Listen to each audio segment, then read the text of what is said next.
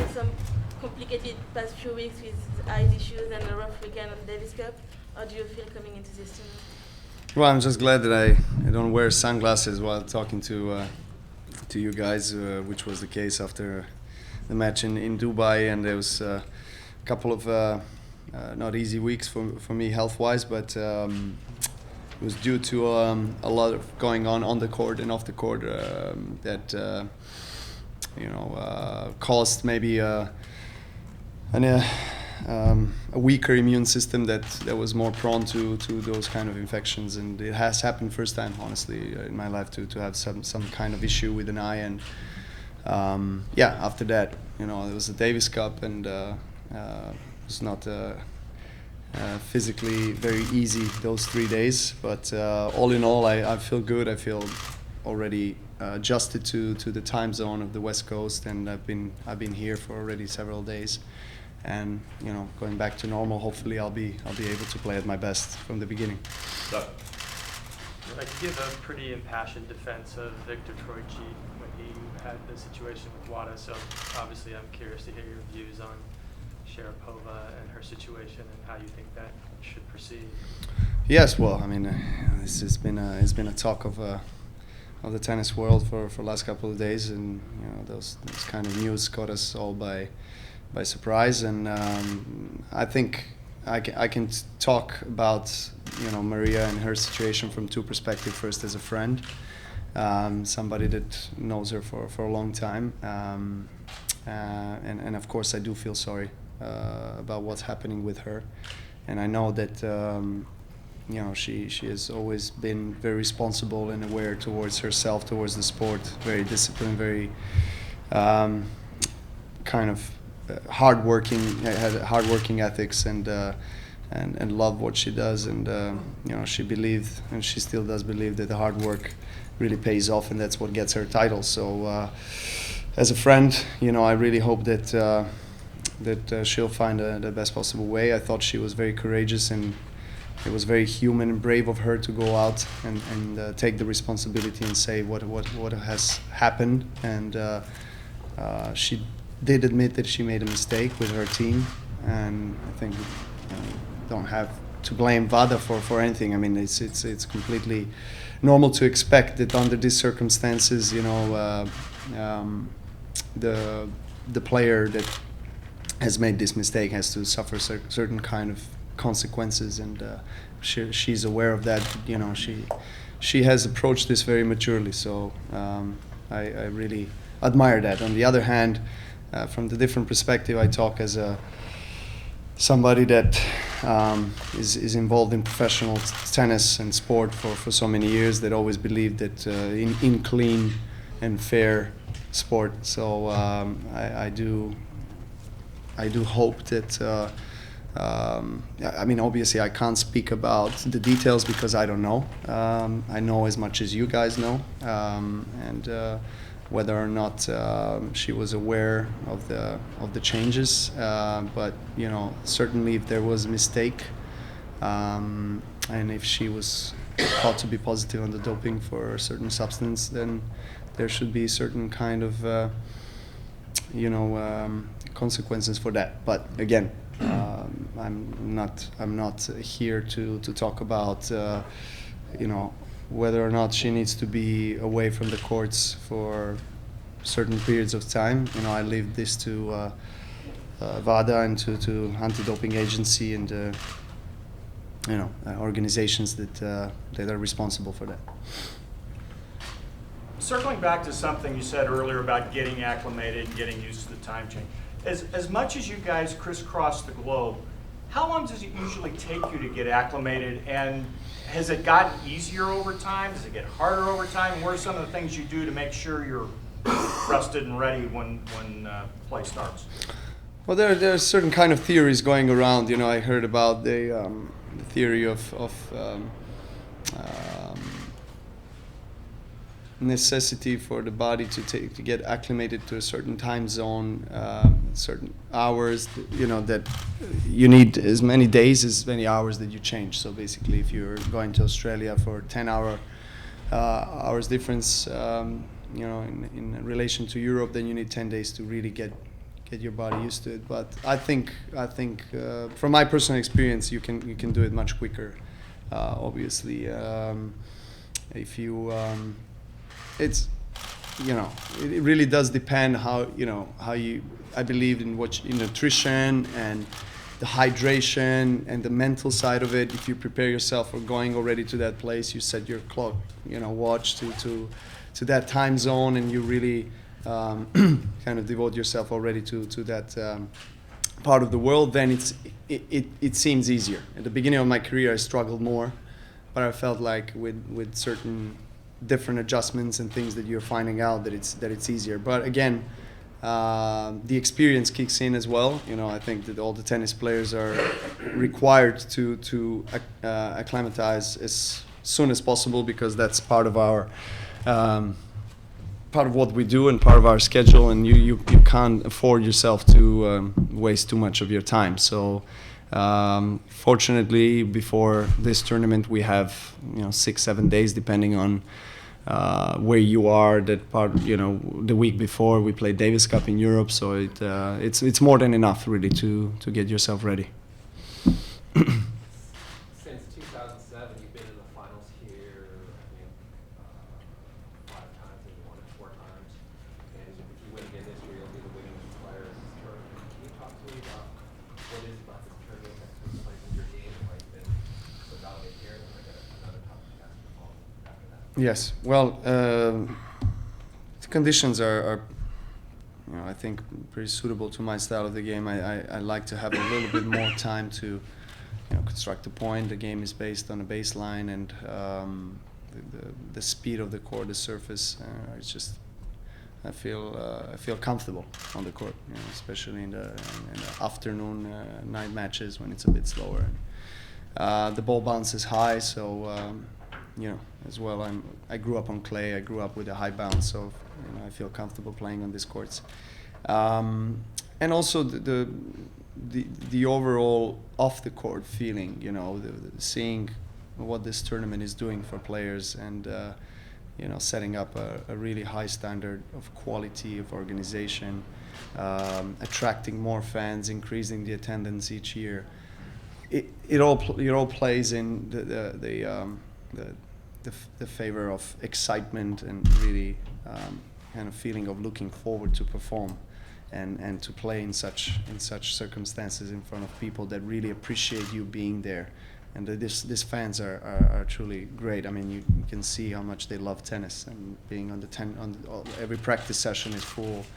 Every match that you play from the very beginning, they're there. So I think the whole package really makes you feel happy. My second question was, top 4 players on the men's tour are all fathers. That seems kind of unusual. Can you talk to me about why you think there are more guys, top guys, being fathers, and what are the challenges associated with it, and also how do you make it work? Well, I don't think it's unusual. If you look at the other sports, I mean, football players, all the top, football players are already parents. But they haven't seen the tennis. You mean in the tennis? Well, I think times change, I guess. I obviously can't speak in the name of the other players, but from my perspective, it has brought a lot of joy and a lot of love, and just a completely new dimension of new positive energy, to my life and to me as a tennis player. I have a great sense of ease and harmony, and peace in life, and that I haven't had maybe before to that extent. I was always working on it, and you have ways to keep yourself focused and composed and keep that dedication going towards the sport. But once I became a father and really realized that the dream, I think, for most of the people in this world is to become a parent, is after that I felt very fulfilled, very complete, as a person. So it has greatly affected in a positive way my tennis career and just the overall me as a person. Novak, have you ever heard of meldonium, the drug that Maria tested positive for? And In your situation, when you receive the email telling you what's on the tablet, do you look at them yourselves, or does someone in your team do that? No, I never heard about that medication. And, just one more thing that I wanted to say, because I feel like, you know, in the sport in general, there's maybe a conviction with many athletes that, you know, maybe medications and certain substances can, you know, make you feel healthy, or, you know, or feel better. I don't believe in that kind of short-term process. I believe in long-term balance and harmonious health and well-being that is achieved, you know, with from different aspects. You know, I wouldn't say that there is a magic potion or elixir that can make you feel better. So I know I never heard about that substance. And regarding emails, I have to be frank that I don't read them all. But I do have the team of people that is working with me, and that, you know, I have faith 100%, and that if there is any significant changes that I need to be aware of, I am aware of. You know, they do let me know. So we communicate of course, on a daily basis between the medical team, between the marketing team, or you know, operational team, and it's always, you know, something that that needs to be discussed. So, but you know, of course, it's hard to judge and blame anybody here. You know, I mean, it's as far as I know, that this substance has been banned just recently this year, and before that it was allowed. Now I don't know what the pros and cons are of this medicament, but you know, it can happen to many people if it's only a case of negligence of Maria and her team, of not really paying attention to the change. Now, whether or not she was informed before or not, I don't know that, but I think the communication maybe from the side of the governing bodies of the tennis maybe should be a little bit better in terms of involvement of maybe ATP as well, because I feel like maybe sometimes ATP is stepping on the side and kind of, because it's a matter of ITF and WADA, but we are all part of the ATP world, and they're, you know, representing players, and we're representing this. No, I mean, ATP is completely aside of it. So I think that there should be maybe a little bit more of involvement, maybe you know, people from the players' relations side, you know, people who are engaged in this communication with players. I think that, you know, specifically for this particular changes, again, you can say, you know, yes, I mean, the player was informed once. I mean, it's not our fault that this player hasn't checked his email or thoroughly went through the changes, you know. But on the other side, you know, we live a very busy life. You know, there's a lot happening, and I think at least what we can do is to have this double, you know, kind of confirmation of the change from ATP side. And again, you know, I'm trying to understand both sides. I'm trying to understand, so, you know. Because the women, I think, do. WTA do. Well, I don't, you know, I don't receive the ATP ones, but again, I don't put the blame on ATP. I'm just saying that there are maybe ways to improve the communication so that these things don't happen in the future. Because what has happened with Viktor Troicki was also something that was very debatable.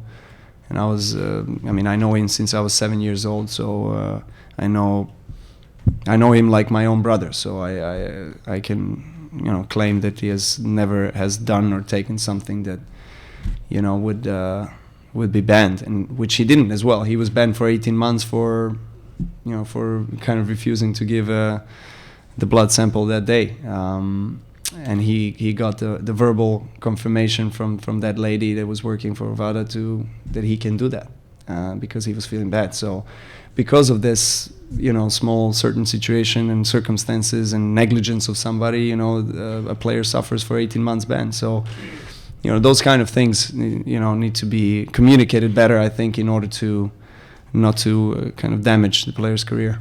Last two questions. Because of the communication issue and the fact that it's changed every year, have you ever been in a situation when you've had a health issue that the doctor's prescribed something for you to help you? Have you been scared to take it? And have you ever Yes. Have Yes, many times, because there. I mean, there were situations before where you have this. I mean, the regular nasal spray that will help you maybe release the allergies and so forth. Certain things that I encountered maybe before in the beginning of my career, but it had to go through a procedure that is honestly very long, and it takes 4 or 5 days at least to get the permission to do that if you are not part of the tournament, and the official doctor cannot really grant or guarantee for you to consume that substance. So yeah, I mean, you are obliged to follow the procedure and to respect the process, and that's what you can do. But sometimes it's you're in the situation where you need to recover the next day or second day, and you gotta accept the reality, and that's what it is. So that's why I think that maybe also this internal channels of communication between WADA and I guess the athletes in sports can be better, can be improved, maybe can be more proactive, I would say. Last question. You as number one, people expect you to win almost every week, which is really impossible. How do you look at it?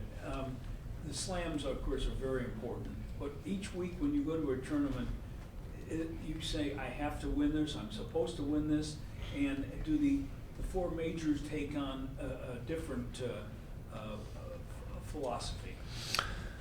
Well, my thinking and my approach is not I have to win this, I'm supposed to win this, but I'm going to win this, and then I believe in myself, and I carry that confidence, and that has brought me to where I am at this moment. But I'm not the only one thinking that way. I try to be also very respectful of my colleagues of the sport, and of the fact that there's in this tournament over 90 players fighting for that trophy. So as you mentioned, Grand Slams are the biggest and most prominent tournaments that we have in sport, but Indian Wells is just behind them. So it's you can't kind of live out of and maybe think only about 4 tournaments a year. I mean, it wouldn't be respectful towards the ATP Tour. We have many great tournaments, so I do come here with intention to play my best and win.